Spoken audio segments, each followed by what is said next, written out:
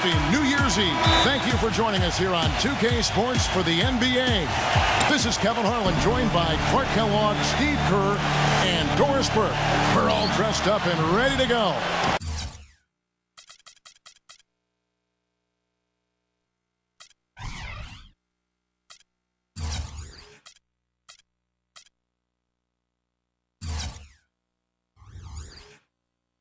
And now a quick check of our starting lineups for both teams.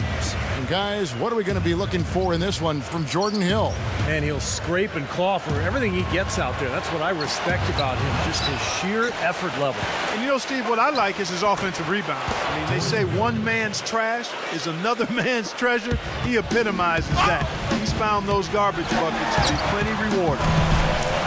And just a single game trip away from Los Angeles for the Lakers. Guys, coming into this game, it's been 5 consecutive losses, so confidence obviously will be a key for them tonight.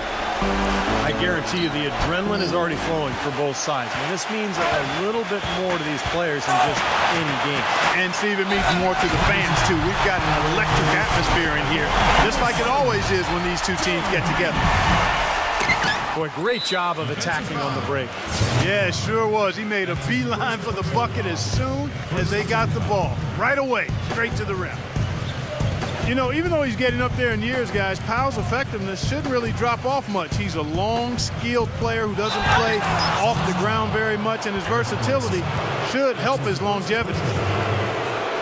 Clark, you mentioned the versatility of Pau Gasol. Steve, it's really the defining quality of his game, wouldn't you say? Yeah, I think so. I mean, the ability to do so many things offensively as a big guy just really completes a team. Now you can run any kind of offense you want. And Pau, as a passer, as a scorer, as a shooter, has been one of the best in the game for the last decade.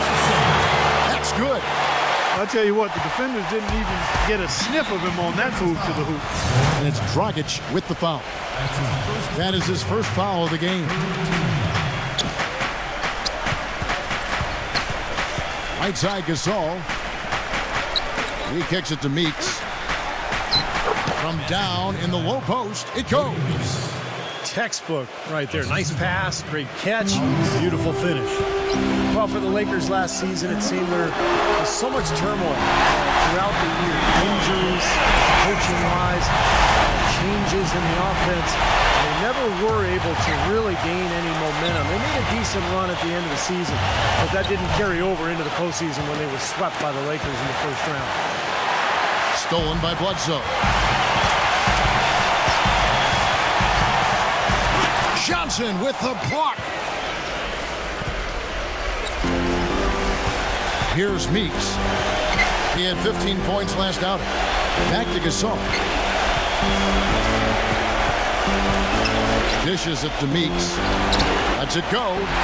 And it's blocked by Fry. You know, he's been off his game this quarter just a bit. Hasn't been able to get a whole lot to go so far.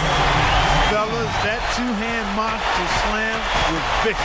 I don't think there was anyone, and I mean anyone, that could have stopped him on that one. I'm glad they didn't try. You don't want anybody getting hurt out here. That's a nice job of getting the ball in the paint and burying the shot. That's exactly how it's done. Dragic with it, now guarded by Farmar. I think going back to D'Antoni and the Lakers, that Howard and Gasol were made more than a little disgruntled with how Clark he made use or didn't make use of them offensively. You know, the Lakers brought in D'Antoni to try to emphasize Steve Nash and his role in the offense, but I think they neglected how that would affect the seven-footers. Didn't do a really good job of incorporating those guys, and when you got Kobe getting his shots, that's a tough dynamic to work with. He can fly, can he? He'll make you forget he's a point guard sometimes. Yeah, when he does decide to attack the basket, Kevin, he can do it with the best of them.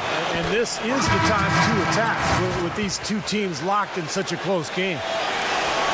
You know, when you're one of the worst teams in the league, you have a lot of problems. And for the Suns, one of their biggest problems was that opponents shot very close to 40% against them from behind the arc. And that's just not a winning number. Chris Kaman's checked in for the Lakers. Sean Williams checks in for Pau Gasol. Doris Burke has an update for us. Doris? Yes, Kevin. Earlier I spoke with Mike D'Antoni.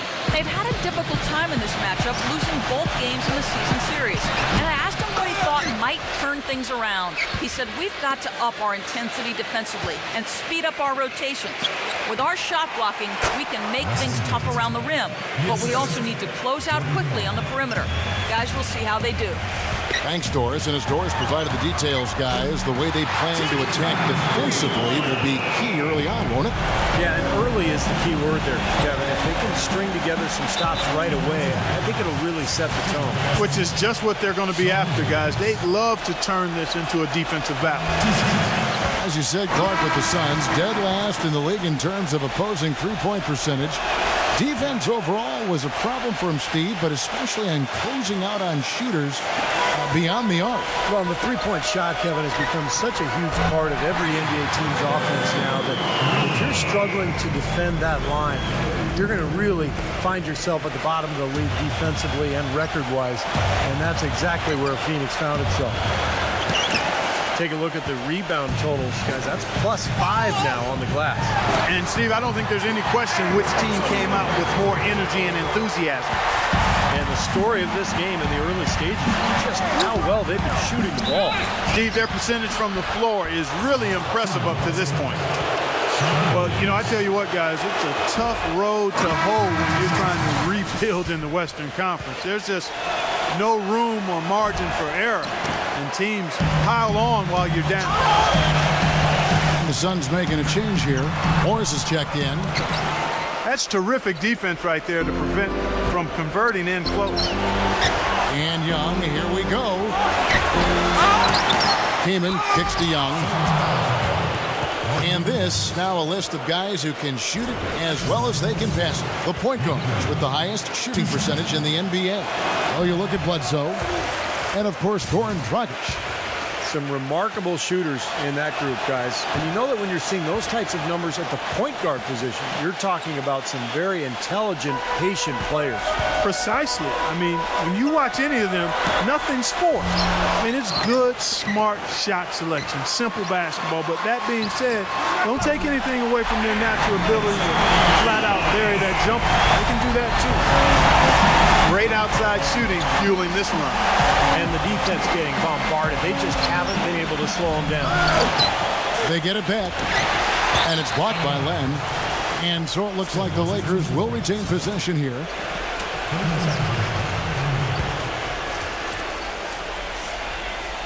Stolen by Bledsoe. Fast break, here come the Suns. Oh, get it! Oh, watch out now. Their offense has really come together immediately, threatening to run away with this game. It's hard to imagine they'll be able to stay as hot as they've been so far, but if they can, watch out. Bledsoe passes to Morris. No good on the three. So far on the glass, it hasn't even been close. Yeah, they're taking it to him. I mean, just getting physical. It feels like they've gotten every rebound, Clark. The Lakers have made 7 free throws and missed 3 in this game. And they're right around 74% as a team from the free throw line to this point of the season. And guys, you know what? That's made things hard for them in a lot of their games. I mean, that inability to convert their chances at the free throw line. Williams with the block, and he gets it back. Morris dishes to Bledsoe. And a miss there on the triple. Here's Williams. Kaman kicks to Henry. That's good. You know, with that much of a height advantage, that's exactly what you should do. Take it straight to the rim. The three, Bledsoe. That misses. Would have counted had it gone in. The basket's coming. And we're getting back to the action in our New Year's Eve broadcast.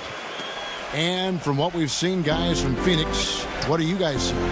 Yeah, this team played an excellent first quarter offense, moving the ball and getting a good flow to their offense. That's why you see those big assist totals. Yeah, very timely passing for them, Steve, and that's why they've been able to jump out to this lead. They've got Dragic. Markieff Morris is out there with P.J. Tucker. Then there's Len. So that's the lineup on the floor for the Suns. Out of bounds, Phoenix will take possession. A chance here, Kevin, to take a look at the Suns and how they rank in the NBA right now. 6th in steals, 8th in blocks. and they are in the top 10 in field goal percentage. This is a team that shows excellent discipline at the offensive end.